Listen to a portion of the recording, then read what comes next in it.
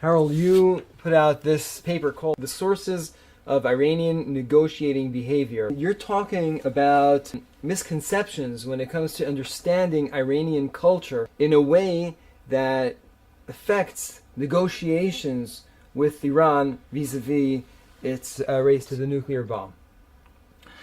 Well, Iranians, by and large, will say whatever is necessary to get to their goals. Truth is a very malleable commodity.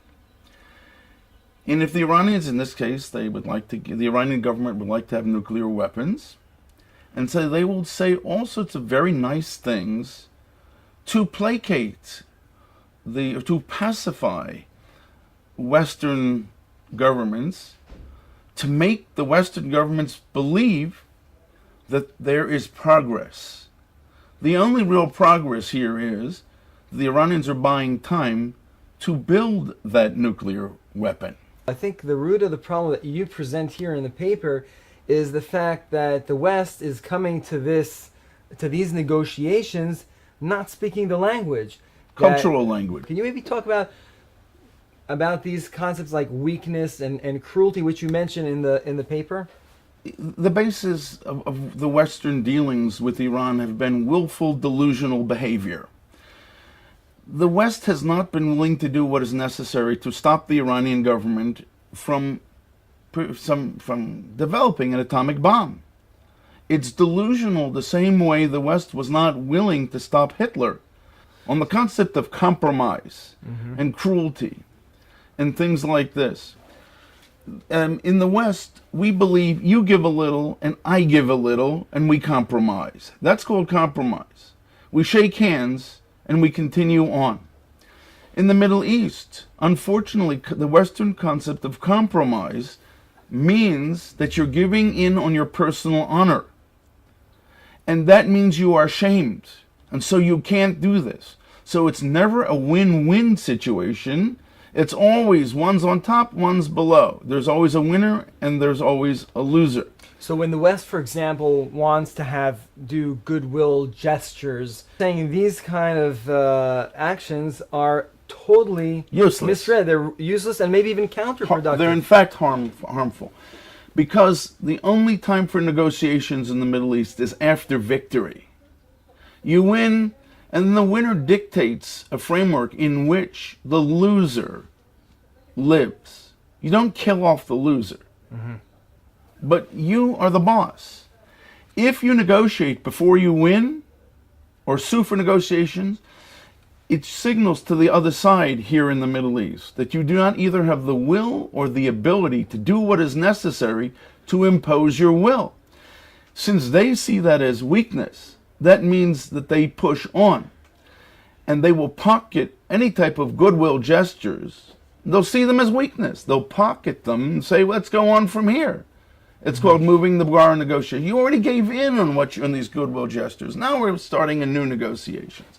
So they're in fact harmful. Another example which you touched on was the idea of convincing the Iranian people to overthrow the regime because they're a cruel regime. Yes. Shlomo, I lived through the previous Iranian university. I was going to university in Iran during the last months that the Shah was in power. And I saw how this worked.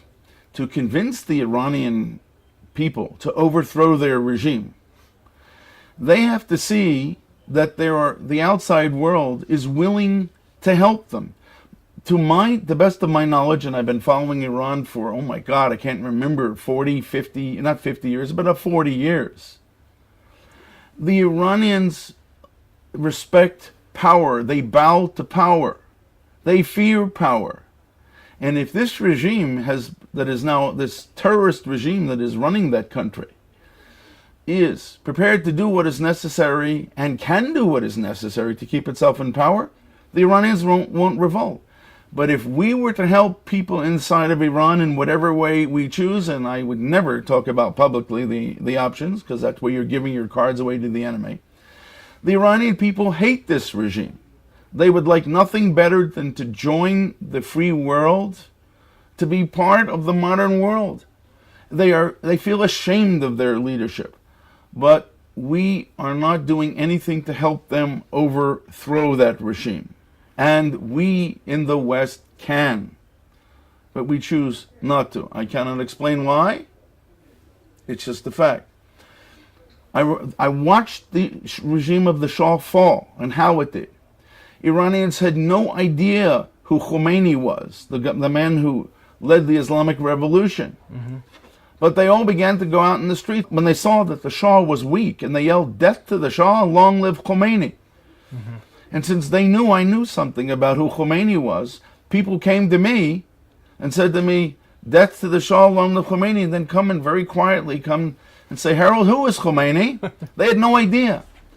And if the Iranian people today believe their regime is weak, and shall we say it can be demonstrated that the regime is weak, then there is hope. And I'm telling you, it's a gut feeling. There's nothing that matters as far as I'm concerned in life more than experience. I am now 63 years old, and I'm one of the few people who has spent time in Iran who's my age and younger, who's lived there, who's gone to universities there. I admire their culture immensely. 2,500 years they've been around, and they've managed to go through thick and thin and all sorts of problems. They deserve to be part of the modern world, to be part of the international world. All we need is that their terrorist regime, which oppresses them more than anybody, to be out of power.